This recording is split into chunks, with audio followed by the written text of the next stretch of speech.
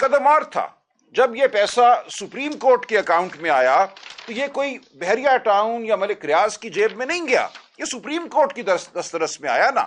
اس کی حوالگی تو supreme court کو کی گئی۔ سپریم کورٹ کو اب بھی یہ اختیار تھا، برطانیہ میں کوئی بھی معاہدہ ہوا ہو 6 نومبر کو علی ملک اور نیشنل کرائم ایجنسی کے مابین، کہ اس پیسے سے کیا کرنا ہے۔ سپریم کورٹ کوئی مجبور محض تو نہیں ہے۔ جب ہمارے سپریم کورٹ کے پاس یہ پیسہ آیا، سپریم کورٹ نے فیصلہ کرنا تھا کہ اس پیسے کو آگے ملیر ڈیولپمنٹ اتھارٹی کو دے دیا جائے یا اس پیسے کو سرکار کو دے دیا جائے کسی اور مد میں، اور یہی ہوا۔ 23 نومبر 2023 کو پاکستان سپریم کورٹ نے یہ کہا کہ جو پیسہ اس اکاؤنٹ میں آیا تھا 34 ارب روپے بنتے تھے وہ روپیوں میں، اس کا جو متبادل تھا، جو فارن کرنسی تھی، وہ تو سیدھا پہلے دن ہی 171 ملین پاؤنڈ وہ چلے گئے تھے اسٹیٹ بینک کے پاس ہمارے فارن ایکسچینج ریزروز میں۔ اس کا جو ایکویولنٹ اماؤنٹ ہوتا ہے، اس کے متبادل روپیوں میں جو ہوتا ہے، وہ گیا تھا سپریم کورٹ رجسٹرار کے اکاؤنٹ میں۔ لہٰذا یہ یاد رہے کہ پہلے دن ہی ہمارے زر مبادلہ کے ذخائر میں 171 پاؤنڈ کا اضافہ ہو گیا تھا۔ اس کے متبادل 34 ارب روپے پڑے رہے سپریم کورٹ کے پاس، سپریم کورٹ کے اکاؤنٹ میں ایک پیسہ وہاں سے باہر نہیں نکلا۔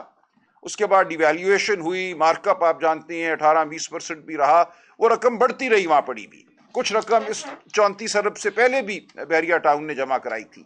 لہٰذا 23 نومبر 2023 کو سپریم کورٹ کے پاس 94 ارب روپے موجود تھے۔ یہ 34 ارب روپے کوئی 20-30 ارب روپے بڑھ چکے تھے ڈیویلیویشن اور مارک اپ کی وجہ سے۔ 94 ارب روپے 9 جنوری 2024 کو 23 نومبر 2023 کے فیصلے کے مطابق وفاقی حکومت اور سندھ حکومت کو منتقل کر دیے گئے۔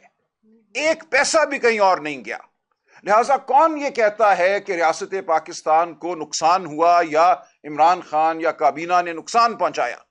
یہ معاہدہ برطانیہ میں بھی یہی تھا کہ یہ پیسہ سپریم کورٹ کو دیا جائے گا۔ سپریم کورٹ کے پاس جب آ گیا، سپریم کورٹ کی ثوابدید تھی کہ یہ پیسہ وہ آگے ملیر ڈیولپمنٹ اتھارٹی کو دیتے یا وہ وفاقی حکومت یا صوبائی حکومت کو دے دیتے۔ سپریم کورٹ نے مناسب سمجھا کہ اس پیسے کو وفاقی حکومت اور صوبائی حکومت میں بانٹ دیا جائے، اور ایسا ہی ہوا۔ تقریباً 50 ارب روپیہ وفاقی حکومت کو دیا گیا اور تقریباً 44 ارب روپے سندھ حکومت کو دے دیے گئے۔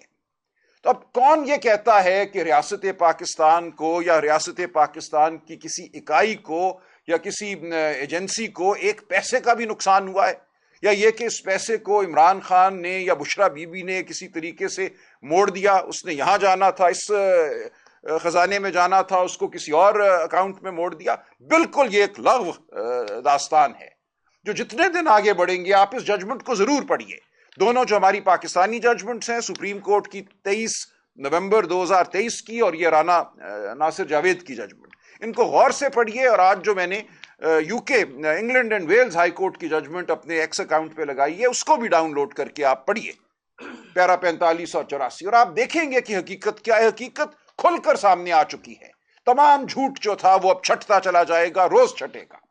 اس کے ساتھ ہی رانا ناصر جاوید صاحب نے یہ لکھ دیا اس کے اندر کہ جو ٹرسٹ بنا تھا، لیکن ٹرسٹ کی زمین مئی 2019 میں خریدی